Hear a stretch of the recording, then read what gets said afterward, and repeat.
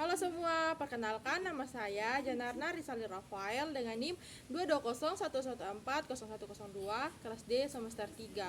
Saya ingin menyampaikan materi perkembangan kurikulum IPS di Indonesia untuk mata kuliah pendidikan IPS SD. Jadi, ilmu pengetahuan sosial atau IPS bukanlah disiplin ilmu, melainkan program pembelajaran yang mempelajari kehidupan sosial yang di dalamnya ada terkandung bidang-bidang sosial seperti ilmu sejarah, geografi, ekonomi, dan ekonomi humaniora seperti aspek norma, nilai, bahasa, seni, dan budaya. Meskipun pengetahuan sosial sesungguhnya sudah ada pada diri seseorang, namun IPS perlu dipelajari dan diajarkan kepada peserta didik.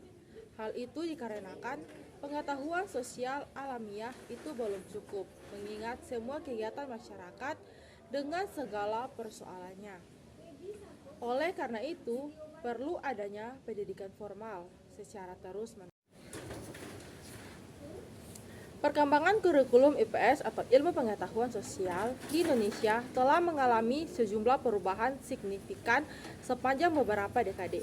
Berikut adalah penjelasan singkat tentang perkembangan kurikulum tersebut. Yang pertama, kurikulum 1975. Kurikulum ini dikenal dengan sebutan kurikulum 1975. Dan IPS masih disebut sebagai Pendidikan Pancasila Kewarganegaraan atau PPKN. Fokusnya adalah mengajarkan nilai-nilai Pancasila dan kewarganegaraan kepada siswa. Yang berikut kurikulum 1994. Pada kurikulum ini terjadi revisi besar-besaran dalam kurikulum termasuk IPS. IPS menjadi mata pelajaran yang lebih beragam, mencakup sejarah, geografi, ekonomi, dan sosiologi. Pendidikan kewarganegaraan terpisah dari IPS. Yang berikut, kurikulum 2004. Kurikulum ini dikenal dengan sebutan kurikulum 2004 atau KTSP, kurikulum tingkat satuan pendidikan. IPS diintegrasikan dengan mata pelajaran lain dalam kurikulum 2004, seperti pendidikan kewarganegaraan atau PKN. Pembelajaran lebih menekankan pada aspek keterampilan dan pemahaman konsep. Yang keempat, kurikulum 2013. Kurikulum ini juga dikenal sebagai K13. Dalam kurikulum ini, IPS menjadi bagian dari mata pelajaran atau muatan lokal yang mencakup sejarah, geografi, ekonomi, dan sosiologi. Dan pendidikan kewarganegaraan tetap terpisah. Pada kurikulum ini, pendekatan pembelajaran lebih kontekstual dan mengedepankan pemahaman konsep daripada hafalan. Yang berikut, kurikulum Merdeka Belajar.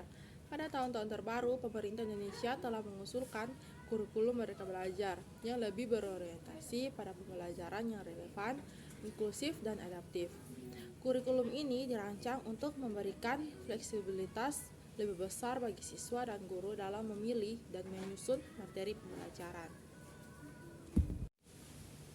Perkembangan kurikulum IPS Indonesia mencerminkan evolusi dalam pendidikan dengan upaya untuk menjadikan pembelajaran lebih relevan dan menekankan pemahaman konsep daripada hafalan.